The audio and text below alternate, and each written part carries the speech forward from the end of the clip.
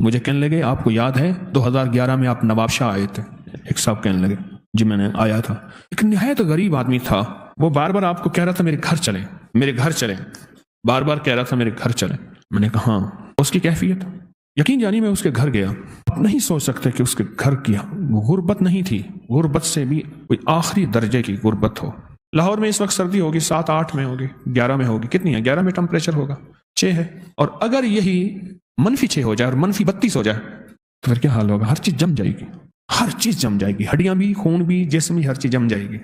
سمجھ لیں کہ یہ آج لاہور کی جو سردی 6 پہ ہے یہ -6 پہ اور -16 پہ غربت کی انتہا تھی اس گھر میں. میں نے دیکھا گھر کی کوئی چیز نہیں تھی، دیوار گری ہے نا تو پھر پرانی چادریں، پھر وہ چادر بھی پھٹ گئی ہے، پھر اس چادر کے ساتھ کوئی شاپر سی دیا ہے یا کوئی چیز سی دی ہے، کچھ بھی نہیں تھا. غربت کی بھی ہوتی ہے عجب صبح عجب شام. کرتا ہے سفر جب قافلہ راحت و آرام، راحت اور آرام کا قافلہ خود سفر کر جاتا ہے اس گھر سے. یا رخت اقامت کا سر انجام ہے بے جا، اس منزل پر خوف پہ آرام ہے بے جا، عقبا کے سوا یہاں کا ہر کام ہے بے جا، مانے دے نگی آرزو نام ہے بے جا. ہر چیز سفر کر جاتی. مجھے کہنے لگے کہ آج وہ خوشحال ہیں.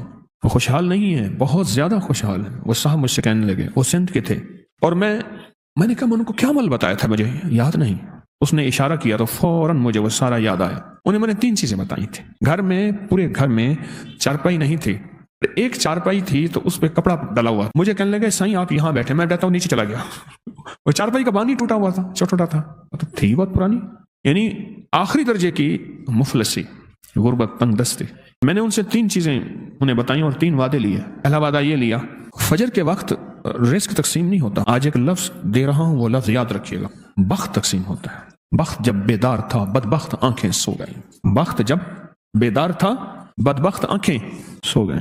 رزق نہیں، بخت کے اندر پھر رزق بھی ہے، عزت بھی ہے، وقار بھی ہے، شان و شوکت بھی ہے، نسلوں کے لیے بلندیاں بھی ہیں، راحتیں بھی ہیں، رحمتیں بھی ہیں، ثروتیں بھی ہیں، خوشیاں بھی ہیں، خوشحالیاں بھی ہیں. ساری نعمتیں بخت میں ہیں. بخت میں ایک تو میں نے ان سے عرض کیا تھا کہ فجر کے وقت یہ آیت الکرسی والا عمل کریں. آیت الکرسی والا 2011 میں آیت الکرسی کا عمل بتایا تھا کہ وہ وقت بخت کی تقسیم کا ہوتا ہے، بخت کی ترتیب کا ہوتا ہے، اور نصیب اور مقدر کے جاگنے کا ہوتا ہے. اور آپ حیران ہوں، کچھ لمحے ایسے ہوتے ہیں، کچھ ساعتیں ایسی ہوتی ہیں، کچھ گھڑیاں ایسی ہوتی ہیں، کچھ اوقات ایسے ہوتے ہیں.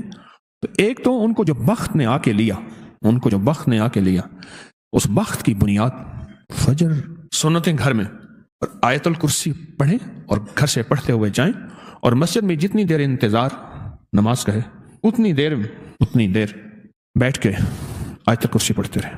ایک تو یہ عمل میں نے انہیں دیا تھا اور انہوں نے کیا. دراصل ہماری طبیعتوں میں ہے کہ بس چٹکی لگائیں اور ہو جائے. وہی وقت تھا سونا بنانے کا، وہی وقت تھا سونا بنانے کا، وہی وقت تھا. یہ آیت الکرسی اسم اعظم ہے.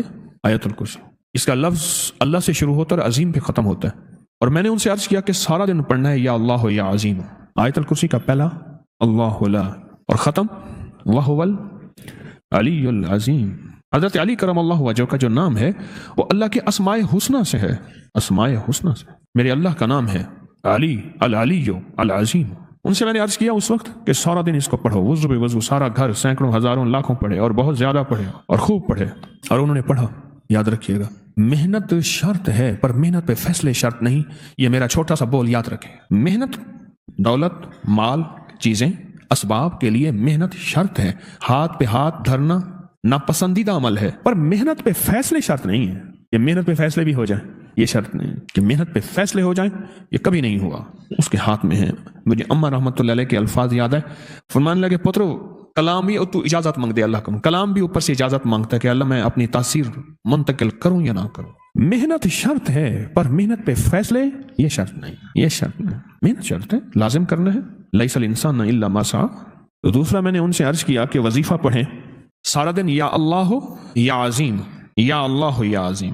سارا دن پڑھیں، سارا گھر پڑھے یا اللہ یا عظیم. اور تیسرا ایک کام میں نے انہیں بتایا تھا کہ دن میں کچھ وقت صبح، کچھ وقت شام، دنیا کے جتنے بھی پریشان لوگ ہیں نا ان کے لیے دعا کرنا، اپنے لیے نہ کرنا. کوئی دکھ، کوئی غم، کوئی مصیبت، کوئی بیماری، کوئی تکلیف، کوئی مشکل، کوئی ناکامی، کوئی پریشانی، اور اس میں اگر ایسے لوگوں کا تذکرہ ذہن میں آ جائے جو دشمن ہیں، حاسد ہیں، کینہ پرور ہیں، جادوگر ہیں، اگر ان کا تذکرہ ذہن میں آ جائے اور ان کا ذہن میں آ جائے ان کے لیے بھی دعا کرنا، نکلے کی مشکل سے پر خوب کرنا. 3 کام دیے تھے میں نے.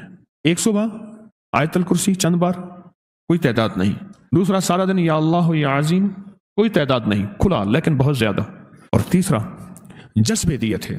یہ دعا نہیں ہے، اصل میں جذبے ہیں، جذبے ہیں، اور جذبے منتقل ہوتے ہیں، جذبے منتقل ہوتے ہیں. یہ جو ہے نا، اب تو مانگنے والے فقیر یہ لفظ نہیں کہتے، پہلے کہتے تھے سب کی خیر سب کا بھلا. اب تو میں نے نہیں سنا، جو دے اس کا بھی بھلا، جو نہ دے اس کا بھی بھلا.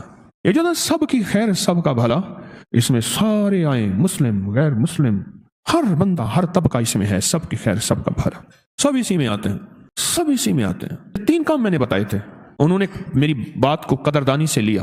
رب نے مفلسی اور مفلسی کی بھی انتہا سے تونگری کے دروازے، خوشحالی کے دروازے کھول دیے.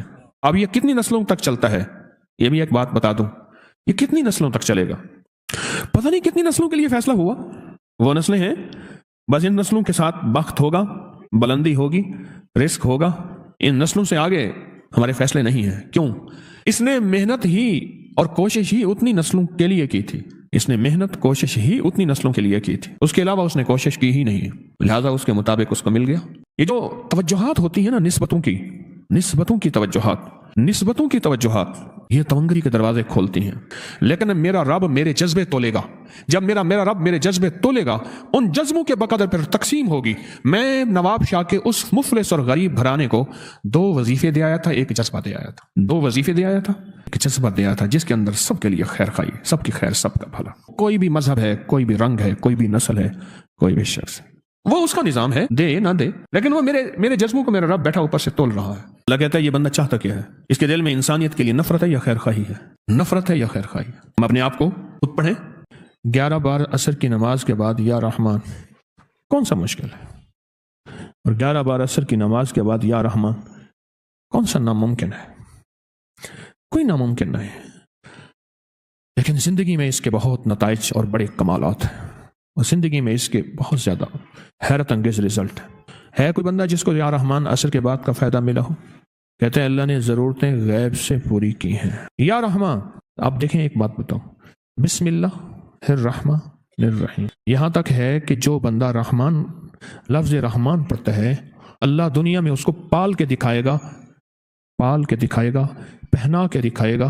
اللہ اس کو دنیا میں سجا بنا کھلا کے دکھائے گا، رحمان کی وجہ سے. اتنا زیادہ عطا ہوتی ہے کہ آپ کو باہر دینا پڑ جاتا ہے. اور واقعی اتنی برکت ہوتی ہے کہ فرج بھرا رہتا ہے، کہ اتنا کہ مجھے باہر دینا پڑ جاتا ہے، اتنا زیادہ بھرا رہتا ہے. 4 سال پہلے اسی طرح فون پہ کسی عورت نے آپ کو بتایا تھا کہ انہوں نے آیت الکرسی لکھ کے رکھی ہے اپنے کچن میں، اس سے برکت ہوئی ہے. تو میں نے سن کے میں نے بھی کیا. آیت الکرسی لکھ کے رکھی. اس آیت میں مال بہت ہے، دولت بہت ہے، اور یہ رزق کو کھینچتی ہے، ایسے کھینچتی. مجھے ایک صاحب کہنے لگے، میں تو بیماریوں کے لیے پڑھ رہا تھا، میں تو بیٹھے بیٹھے مالدار ہو گیا. میری نسلوں میں کبھی مکان نہیں تھا، 3 مرلے کا مجھے مکان مل گیا، میں نے سوچا ہی نہیں تھا، اور مجھے غیبی رزق ملنا شروع ہو گیا. اور اللہ کا فضل ہے، آج میرے اوپر رزق کی بارش ہے. میں کہ میرے پاس گھر کی ضرورت کے لیے مائکرو اوون نہیں تھا. ایک خاتون نے آپ نے لکھا کہ میں سالن گرم کر لیتی، اور میرا شوہر ایسا تھا کہ اس نے آج تک مجھے روٹیاں نہیں دیا تھا، کہتا بس روٹی کھا رہی ہے. کہنے لگا کہ آپ سے سنا تھا کہ سورۃ مائدہ کی آیت نمبر 114 اللہم ربنا انزل علینا مائدۃ من السماء، یہ آیت پوری 11 دفعہ میں نے ہر نماز کے بعد پڑھنا شروع کر دیا، اپنے شوہر کی نیت کر کے پڑھتے کہا کہ 1 مہینہ پڑھا، ہر نماز کے بعد 1 مہینہ پڑھا، صرف 1 مہینہ ہر نماز کے. اور اس 1 مہینے کا فائدہ یہ ہوا، ہر نماز کے بعد 1 مہینے کا. اور یہ خط میں لکھا ہے کہ میرا شوہر مجھے 10 روپے بھی نہیں دیتا تھا، 10,000 دے کے کہنے لگا جاؤ سالن گرم کرتی ہو، پریشانی ہوتی ہے، مائکرو اوون لے آؤ. اور کہا کہ میں کبھی 10,000 دیکھوں، کبھی اس کا منہ دیکھوں، اور کبھی عرش والے کو دیکھوں. دوسرے لفظوں میں کبھی فرش والے کو دیکھوں اور کبھی عرش والے کو. 10 روپے بھی نہیں دیتا تھا، کہتا تھا بس روٹی کھا رہے ہو، یہی تمہارا سب کچھ ہے، یہ تمہاری روٹی ہے، بس یہی کھاؤ، اور تمہاری ساری ضرورتیں گھر بیٹھے پوری ہو رہی ہیں، اور کیا چاہیے، اور کیا چاہیے. کہنے لگا کہ جب اس نے 10,000 دیے تو مجھ سے کہنے لگا جا کے وہ بازار سے لیا، اور میں بازار سے لے آئی. اب جب کہتے ہیں میں اس مائکرو اوون کو دیکھتی ہوں جس میں سالن گرم ہوتا ہے، سالن گرم کرنے والی جو مشین ہے اس کو میں دیکھتی ہوں، تو مجھے میرا شوہر یاد نہیں آتا، یہ آیت یاد آتا. یہ آیت میں نے ہر نماز کے بعد 11 بار دل کی گہرائیوں سے پڑھنی شروع کی کہ اللہ دے. شوہر تو 10 روپے نہیں دیتا، چیز آنی ہے 10,000 کی، میں کہاں سے لاؤں؟ نہ میں سونی نہ دولت پل لئی، میرے پاس تو کچھ بھی نہیں. اور واقعہ تو ایسے ہے کہ سورۃ مائدہ کی آیت نمبر 114، جو بندہ جس منزل، جس مقصد، جس ضرورت، جس پریشانی، جس مشکل کے لیے مانگتا ہے، عرشی نظام اس کے لیے متوجہ ہو کر اللہ غیب سے اس کی ضرورتوں کو 100% پورا کر دیتا ہے۔